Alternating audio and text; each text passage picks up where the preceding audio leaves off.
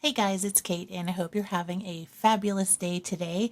I thought I would break out the gouache and my mixed media pad, so I'm using that Shinhan gouache that I got.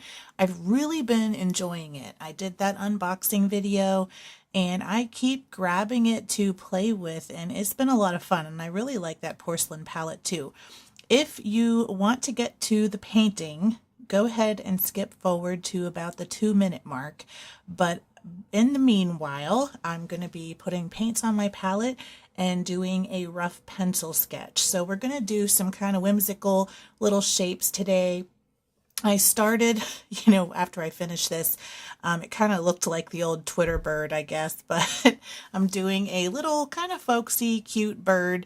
I started with a circle, made the body just a very simple swoopy shape with a matching wing, and then I'm just going in and adding some more shapes and patterns to the rest of the page.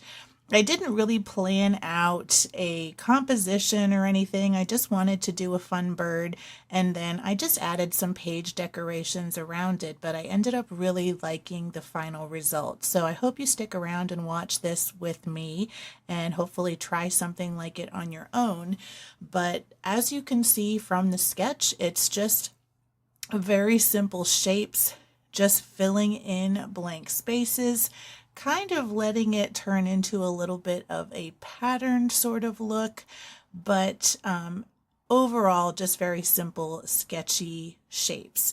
But the gouache, with its matte finish, it just really has a cool look with paintings like this that are very flat.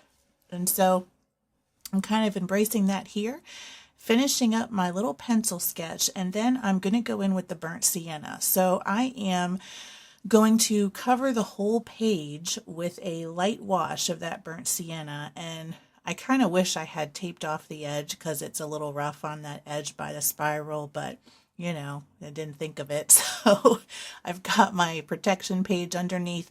This is a very transparent layer that I'm putting down just to get a little bit of an underpainting. And so as you can see, you can still see the pencil marks coming through the paint. So then after it dries, I'm going in to do my actual shape filling. So I chose this pretty, almost like a Wedgwood blue for the bird itself. And I am just going in lightly with my brush because gouache can reactivate when it's wet. I'm not trying to add a whole bunch of brush strokes here. You can always add a second coat, but I did get pretty decent coverage on my first coat. But I do go back in later, I think, and do a little bit of touch-ups. So the wing, I'm doing a darker color for more contrast. And then I'm going to start filling in my other shapes. And it's just kind of going through and painting in all of those pencil sketch marks. And I love the blue over that burnt sienna. Burnt sienna kind of has an orange tone to it, and blue and orange are complementary colors. So it just has this really fabulous contrast. I love the colors together on this one. And so I'm going in, and I wanted to keep those little droplet shapes that I'm doing. I wanted to keep them blue along with the bird in the same color, so it kind of looks like plumage. And I'm filling in those, and then also going to do the dots around them. But first, while that's kind of drying, I'm going in to do my leaves in kind of a greenish blue color, another contrasting color. And like you can see, the coverage on this is really fantastic. And I'm just going in loosely with my brush. I don't want to reactivate that burnt sienna. So I am not trying to, do a lot of blending or anything like that. I want to make sure I have a good coat of paint that I can fill in my shapes adequately, not too wet. And this is just mixed media paper. I think it's like 96 pounds and it works great. So you don't need, special paper for gouache. At least I haven't. You get a little bit of curling if you use extra water, but I'm using pretty creamy paint mixture, so it's actually pretty good. So I'm adding some yellow to that mix to get a different shade. And then I'm going to fill in those little stems. Now the fun thing about this too is that once I get done filling in all of my painting, filling in all the shapes with gouache, I can then go in and do some fun mark making over the top. And I've really been enjoying that in some of my other videos that I've been doing. And so I want to kind of continue that here and explore that path. So that is what I'm doing. And I love this art style.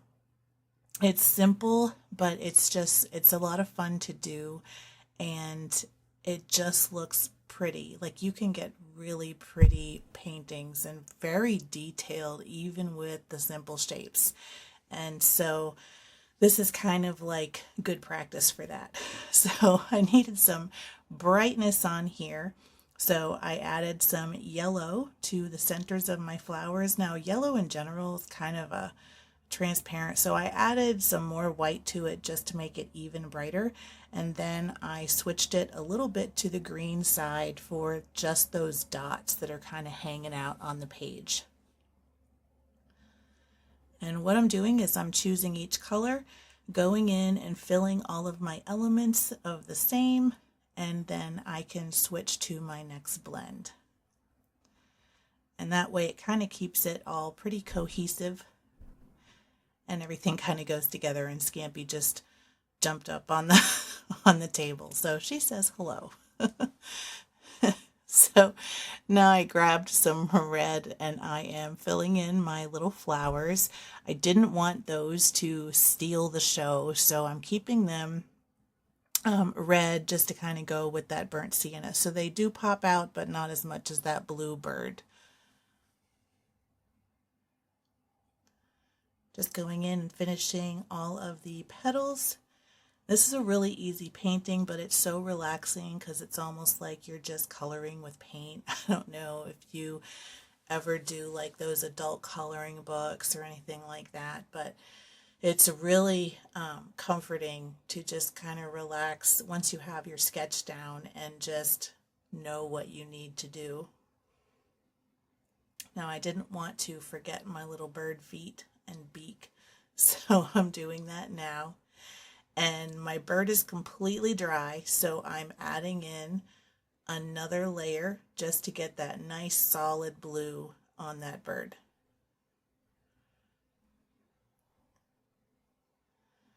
And I'm still going over gently with my brush. I don't want there to be a lot of blending happening, and then you can see it just dries really nicely. I'm adding in a second color to the wing so that we can get a two-tone wing.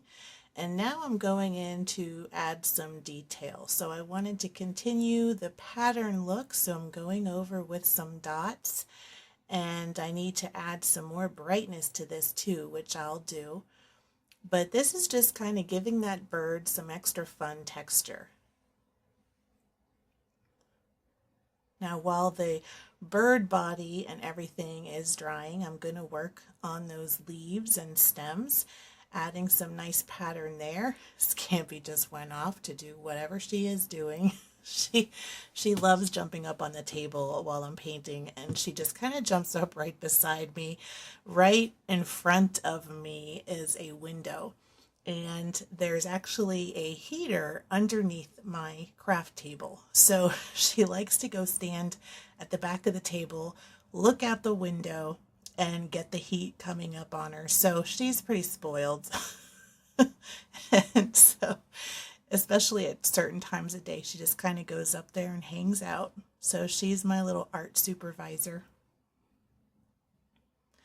So I'm adding some brightness to those green dots. And then we're going to be able to finish up the bird. So I grabbed that pure white and I'm doing a quick wing outline.